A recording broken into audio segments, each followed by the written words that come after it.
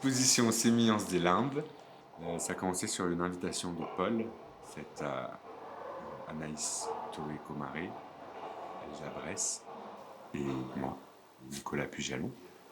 On s'est rencontrés du coup une fois tous les quatre dans un champ à la Beige. Ouais, Et c'est là où Paul il a formulé son invitation et on a commencé à discuter un peu tous les quatre. parce que je pense que Paul voulait pas formuler le truc de qu'est-ce qu'il imaginait par rapport au... Mais assez vite, tu vois, il nous a dit qu'il y avait cette histoire de cercles, comme des cercles concentriques. C'est-à-dire, dans les différents boulots, en fait, ça prenait en charge différents endroits par rapport à soi. Du coup, il y avait mon travail qui était potentiellement tourné autour de soi, l'apprentissage de soi, un truc comme ça.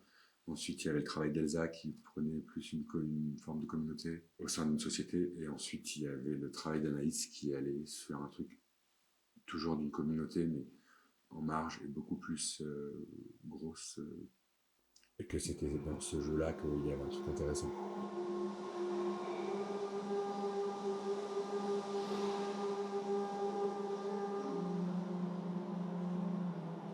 Donc moi dans l'exposition je montre deux installations qui sont toutes les deux les émanations d'un projet sur lequel je travaille depuis quelques années qui s'appelle Les Sanglières.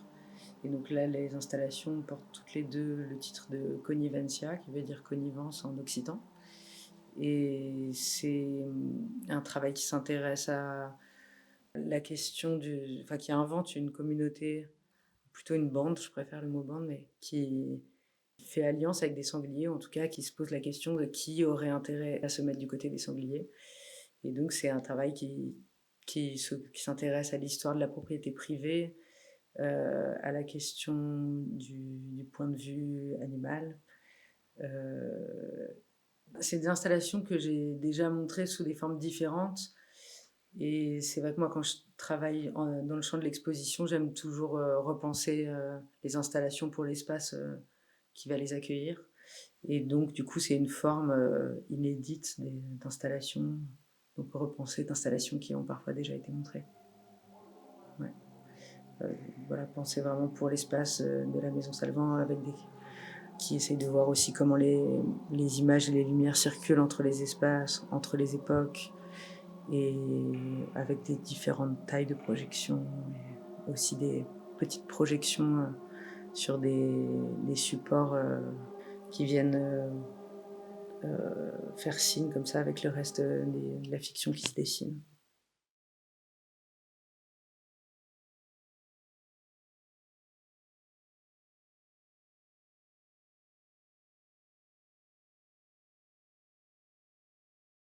En fait, ce qui s'est passé, c'est que j'ai fait un travail de résidence.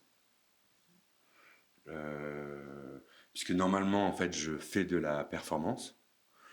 Et pour l'exposition, le fait d'être... qu'il y ait la présence du film d'Anaïs Toé et des vidéos extraites du film de Elsa. Je sais pas, je pense que j'avais aussi envie de m'essayer à l'image. Et je pense que j'avais aussi envie de sortir de la temporalité de la performance. J'avais envie de l'étirer en fait. Et du coup, je suis venu travailler ici. Et donc, je présente une installation qui s'appelle Je suis un cœur battant dans le monde, qui est une citation de Clarice Lispector dans un ouvrage qui s'appelle Agua Viva. Donc, ce qui est présenté dans l'exposition, il y a une série de dessins en fait, que j'ai fait à partir d'images d'un magazine qui s'appelle Butt Magazine, un magazine PD qui m'a beaucoup accompagné quand j'étais plus jeune. Et en fait, je m'en suis servi de base pour aller piocher. J'ai pioché dedans pour produire les images vidéo. Dans les vidéos, il y a en gros cette personne, la tante, qui habite, qui vit dans ce lieu. Et du coup, dans les vidéos, ce qu'on voit, c'est plutôt des scènes de quotidienneté. Donc bouffer, se doucher, faire pipi, passer le balai, faire la sieste, faire la machine à laver.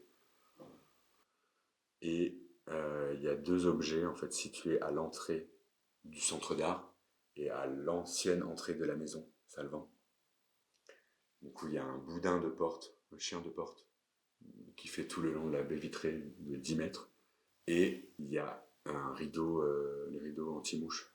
Il y a ces deux éléments qui viennent délimiter un espace fictif, puisque l'idée du travail, c'était d'aller refaire émerger la domesticité à l'intérieur du centre d'art,